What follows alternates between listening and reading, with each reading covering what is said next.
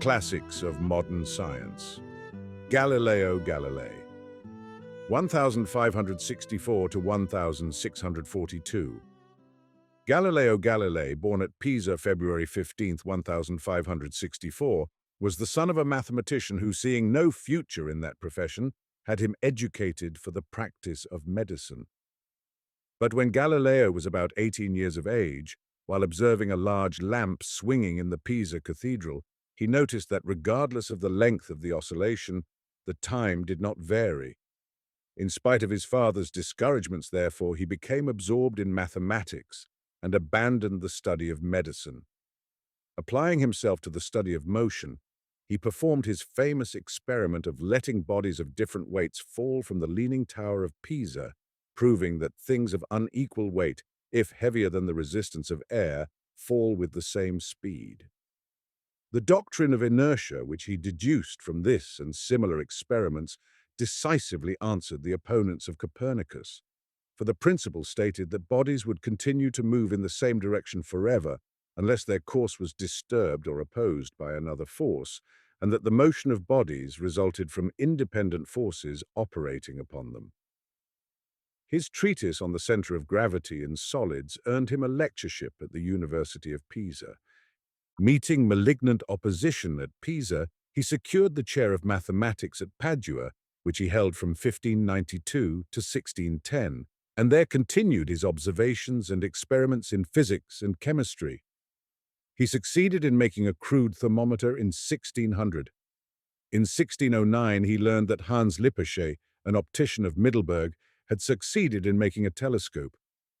He thereupon made one of his own and improved it until it had a power of magnifying 32 times, enabling him to discover the mountainous surface of the moon, the moons of the planet Jupiter, the fact that Venus showed different sides like the moon, and that many small stars made up the Milky Way. In 1610, he left Padua for Florence, and by 1613 openly declared his acceptance of Copernican ideas. Immediately he was opposed by theologians, and after being given an opportunity to renounce his adherence to the new system of astronomy, was sentenced in 1616 not to hold, teach, or defend it.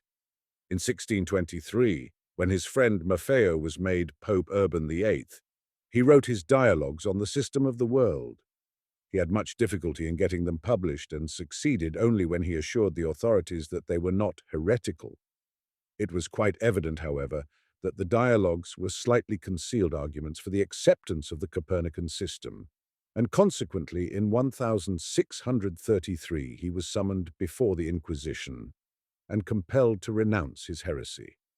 In 1637, a few months after he had discovered the librations of the moon, he lost his sight.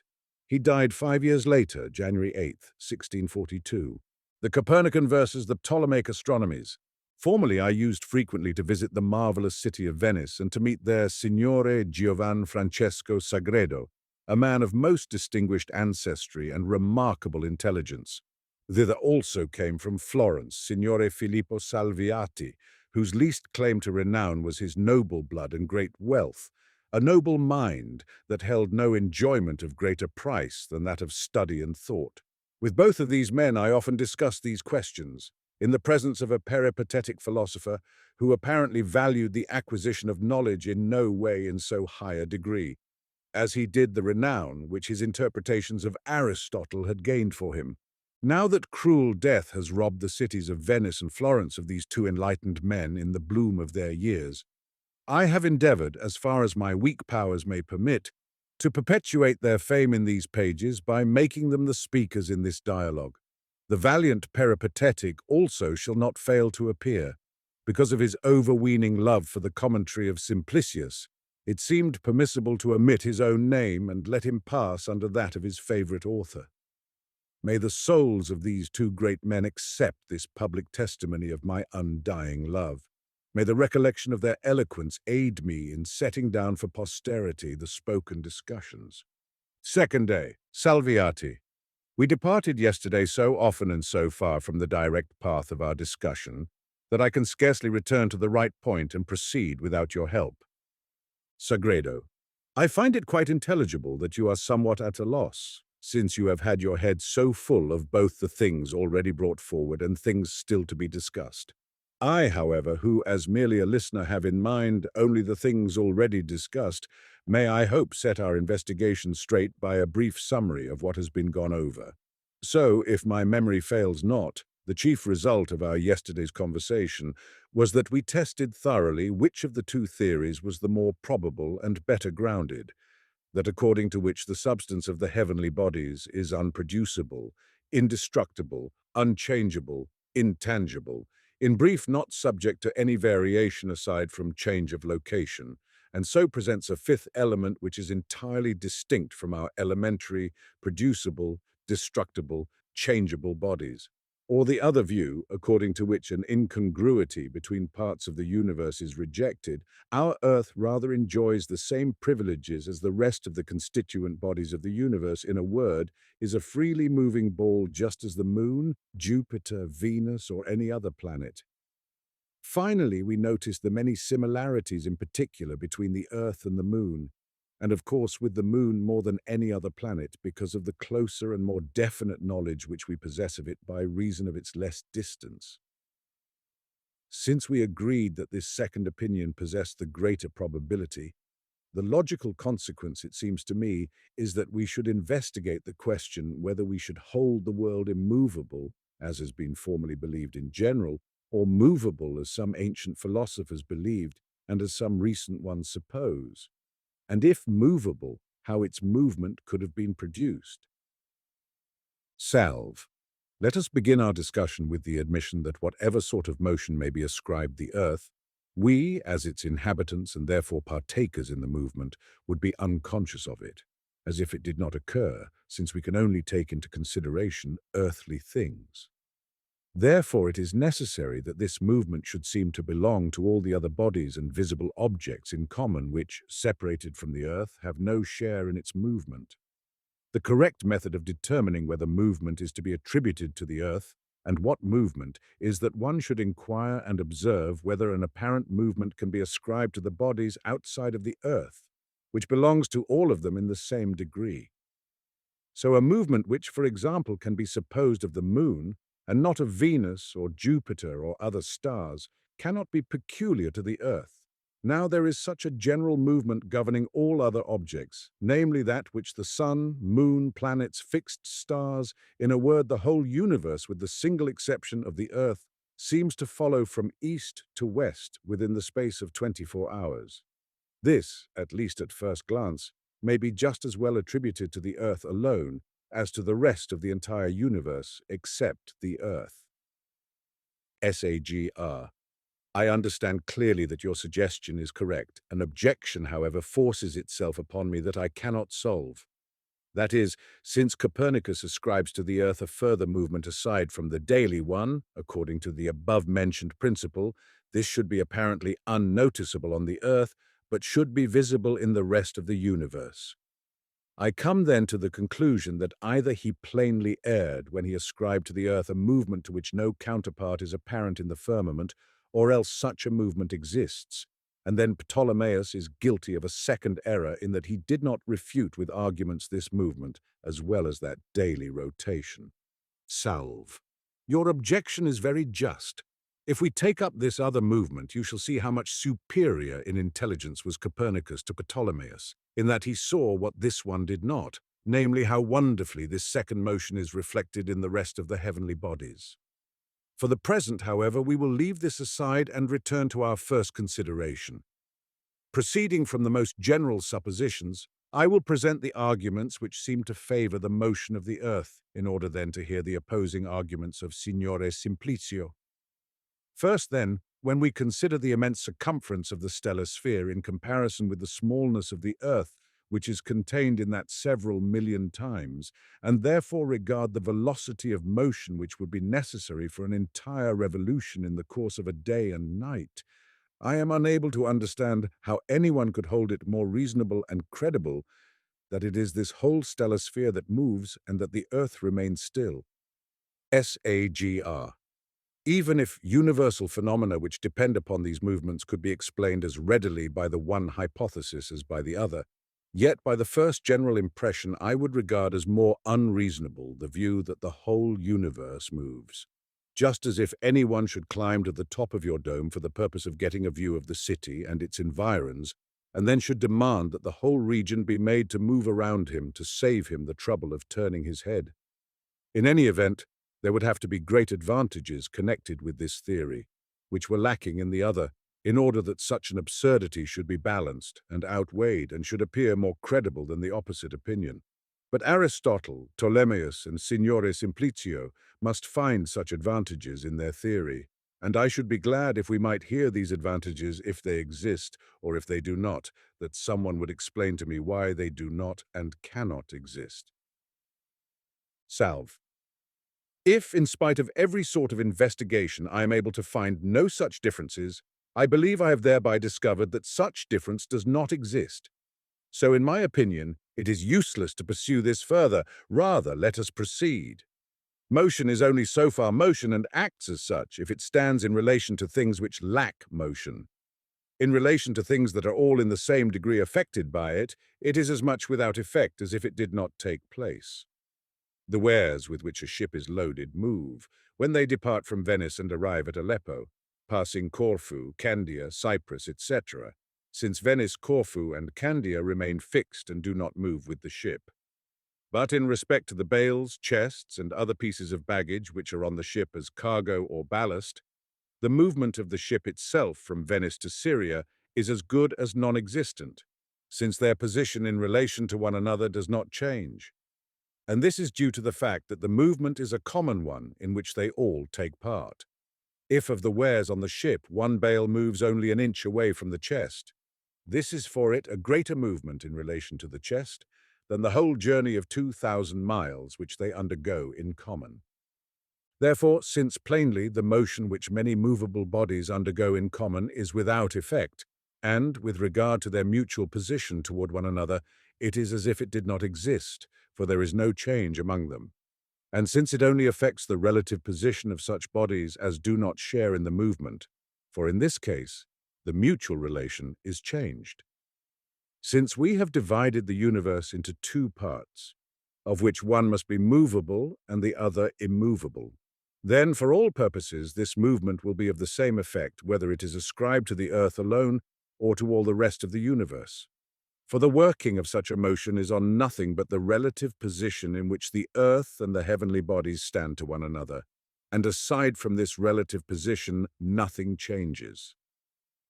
If now it is indifferent for accomplishing this result whether the earth alone moves and the whole universe rests, or the earth rests and the whole universe is subject to one common movement, who can believe that nature, who by common agreement does not employ great means when she can obtain the same result by smaller ones, would have undertaken to set in motion an immeasurable number of mighty bodies, and that with incredible velocity to accomplish what could be obtained by the moderate motion of one single body around the center.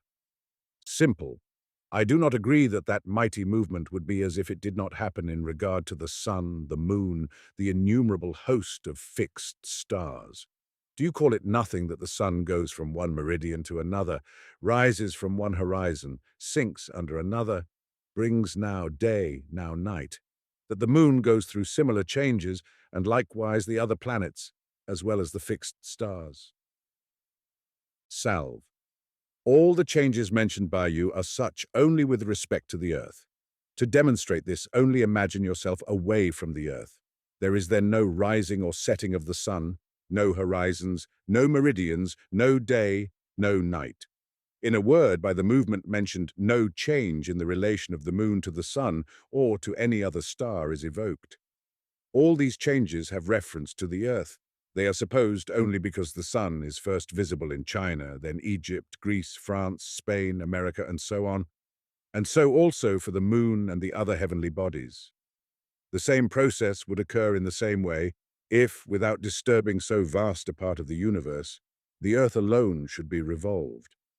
The difficulty is, however, doubled since a second very important one is added.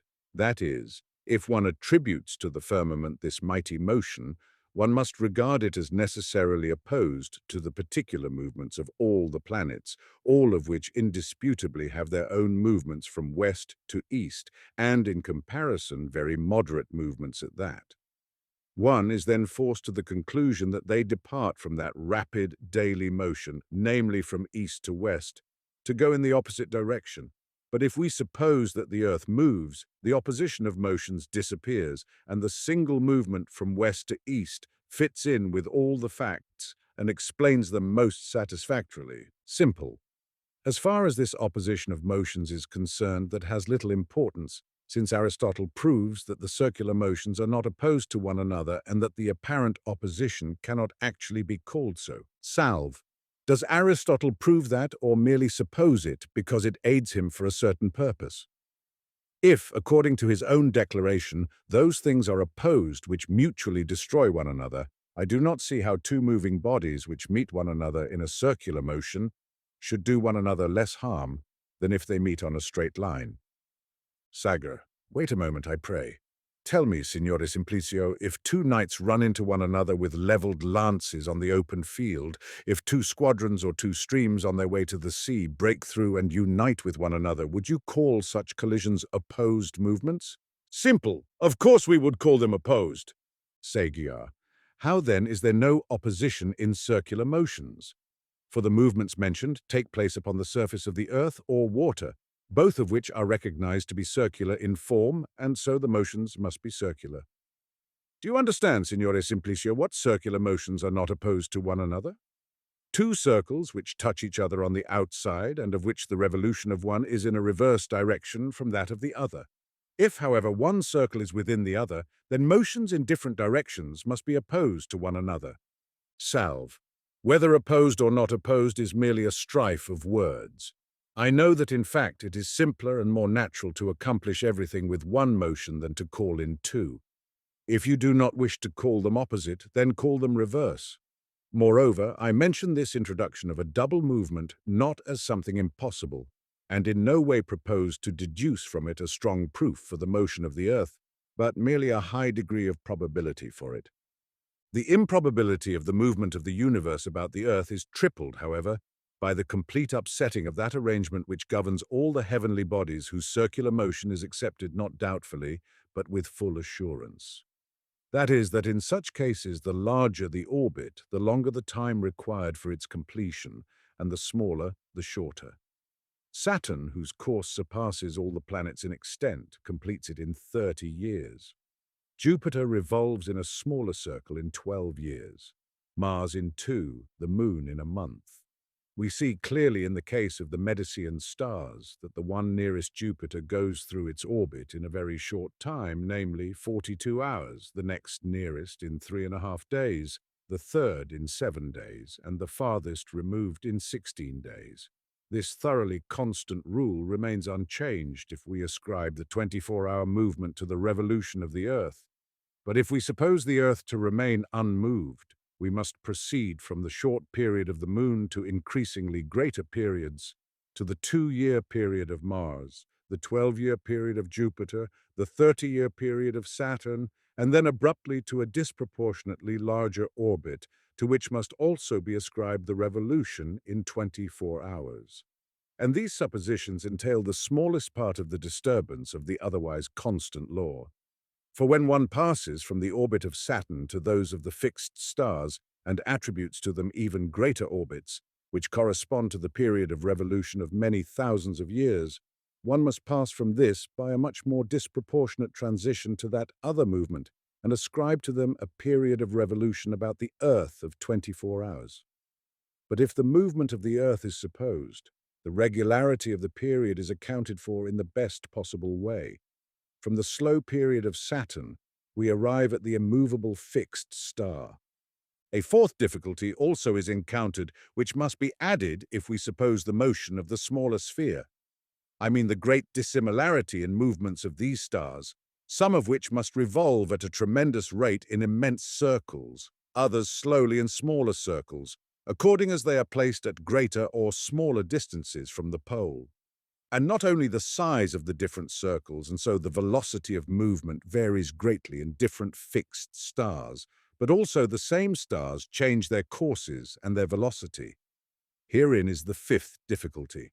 That is, those stars which 2,000 years ago stood on the equator of the stellar sphere and thereafter moved in the greatest circles, must now, since today they have moved several degrees from it, move more slowly and in smaller circles.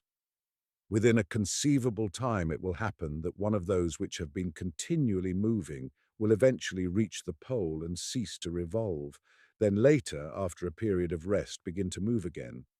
The other stars, however, which undoubtedly move, all have, as has been said, as orbit an immense circle and move in it without change. The improbability is increased, and this may be called a sixth difficulty for him who investigates basic principles, by the fact that one cannot imagine the firmness which that immense sphere must possess, in whose depth so many stars are so solidly fixed that in spite of such varieties of motions, they are held together in the revolution without in any way changing their relative positions. But if according to the most probable view the heavens are fluid, so that each star may describe its own orbit, by what law, and according to what principles are their orbits governed, so that seen from the earth they appear as if held in one sphere. To accomplish this, it seems to me it would be easier and more convenient to make them stationary instead of movable, just as the paving stones in the marketplace are kept in order more easily than the troops of children who race over them. Finally, the seventh objection. If we ascribe the daily revolution to the highest heavens, we must suppose this to be of such power and force that it bears along the innumerable crowd of fixed stars, every one a body of immense mass and much larger than the earth. Further, all the planets, although these by their nature move in an opposite direction. Moreover, we must suppose that the element of fire and the greater portion of the air is also borne along. Therefore, singly and alone, the little earth ball withstands stubbornly and independently this mighty force, a supposition that seems to me to have much against it. I cannot explain how the earth, a body freely suspended and balanced on its axis, inclined by nature as much toward motion as the rest, surrounded by a fluid medium, is not seized on by this general revolution. We do not encounter this difficulty, however, if we suppose the earth to move, a body so small, so inconsiderable in comparison with the whole universe, that it could have no effect at all upon this.